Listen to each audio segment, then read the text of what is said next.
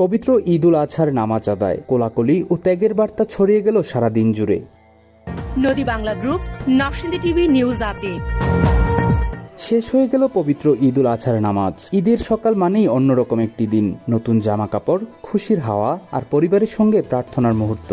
সেই চিরচেনা দৃশ্য আবারও দেখা গেল এবারের ঈদে। ছেলে তার বাবার হাত ধরে ঈদগাহ মাঠে যাচ্ছে নামাজ পড়তে। সেই দৃশ্য যেন এক আন্তরিক ভালোবাসা ও ধর্মীয় চেতনার প্রতিচ্ছবি।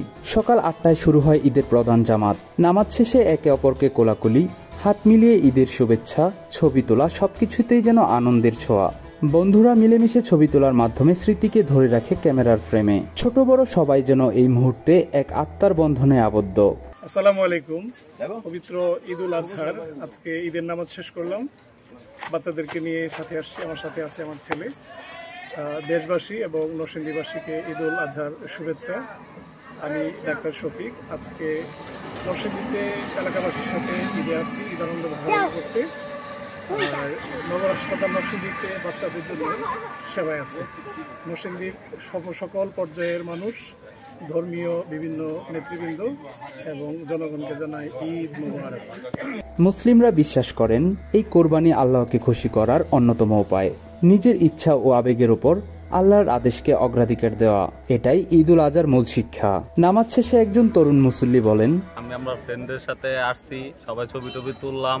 তো আগে ছবি তোলা একটা ক্যাজুয়াল, বাট আগের মতো ছোটবেলায় যেমন আনন্দ করতাম নতুন ফুচকা খাওয়ার জন্য, ওই রকম ভাবে ফুচকা খাইতে পারি না, এখন বড় হয়ে গেছি।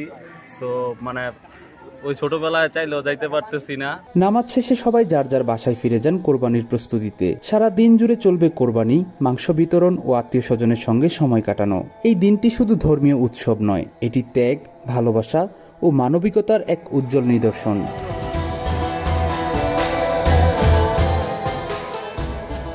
আর নয় ভাড়া বাড়ি, এবার ভাড়ার টাকায় নিজের বাড়ি। নগদ অথবা কিস্তিতে বুকিং দিয়ে আপনিও হতে পারেন একটি ফ্ল্যাটের গর্বিত মালিক। নদী বাংলা গ্রুপ, সঠিক নির্মাণে অঙ্গীকারাবদ্ধ। হেড অফিস 50/3 এলাহি মেনশন, পশ্চিম ব্রাহ্মণদী, নরসিংদী। রিপোর্ট এতেমাদ সিদ্দিক, শিক্ষানবিশ প্রতিনিধি, নরসিংদী টিভি।